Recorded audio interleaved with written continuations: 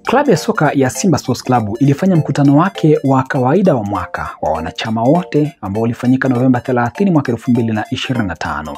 Baada ya mkutano huu kufanyika, mambo mbalimbali yameibuka na hoja nyingi zimeibuka zikionyesha mpasuko mkubwa baina ya viongozi na wanachama wa klabu hiyo. Lakini sasa yapi ambayo yanapelekea hayo yote? Katika ufuatiliaji wangu nimekuja kugundua mambo makuu mawili, haswa jambo moja ndiyo kubwa zaidi ambalo ni la uongozi na mfumo wa kiuongozi ndani ya klabu hiyo. Ukiwatizama viongozi wengi wa klabu ya soka ya Simba hivi sasa, wengi wanatokana na siasa za Afrika ama siasa za Afrika Mashariki na Kati. Na siasa hizo ni siasa zilizofanya kazi katika miaka 1970 mpaka miaka 1990.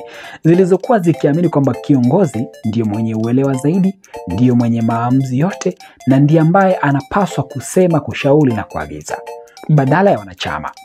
Lakini kwa hivi sasa walioko wanachama wengi wa Simba ni vijana wa Gen Z na hata wale wa millennial ambao wameathiriwa na Gen Z. Kwa maana vijana ambao wana uelewa mkubwa wa mambo ambayo yanaendelea kwa hivi sasa duniani na wenye taarifa nyingi kuliko ambavyo ilikuwa zamani.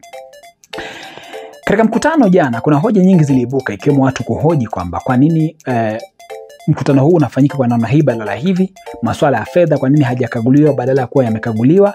Lakini majibu ambayo yalitoka ni kama majibu ya kisiasa zaidi na yaliyoonyesha kwamba wanachama wale waliohoji ni watu ambao wanatafuta tu kuvuruga klabu. Jambo ambalo limekuwa likitumika sana kwenye siasa za Afrika, viongozi wengi kuamini kwamba wao ndio wanaopaswa kuamua na kufanya kila kitu badala ya wanachama. Sasa ukiwatizama viongozi wengi wa Simba wanatokana na siasa. Na siasa hizo ni siasa zile ambazo zimekuwa zikiamini zaidi kwamba viongozi ndio wenye kuamua na wenye kila kitu na ni wenye uelewa zaidi kuliko wanachama wa kawaida. Jambo ambalo linaonekana kuleta mpasuko mkubwa zaidi.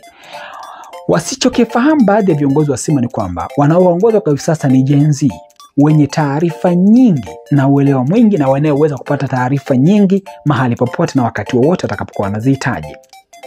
Sasa basi, nini Simba wafanye? Kwanza, viongozi wanapaswa kukubali kwamba wenye maamuzi ya kila kitu ni wanachama badala ya wao viongozi. Viongozi wanapaswa kutekeleza yale ambayo wanachama wanayahitaji na si yale ambayo wao wanayataka.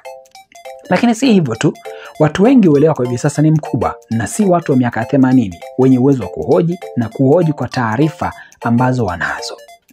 Simba wasipofanya mabadiliko ya kweli ya kutoka kwenye mfumo wa kiuongozi wa kiimla na kwenda kwenye mfumo wa uongozi shirikishi, wanaweza kuteseka zaidi hata miaka 5 mingine ijayo, kwa sababu mpasuko kwa hivi sasa ulioibuka si wa kupuuzia. Unaona maoni gani kuhusiana na haya ambayo yanaendelea? Hii ni Travo TV, mimi ni Mbushi Kwelasa.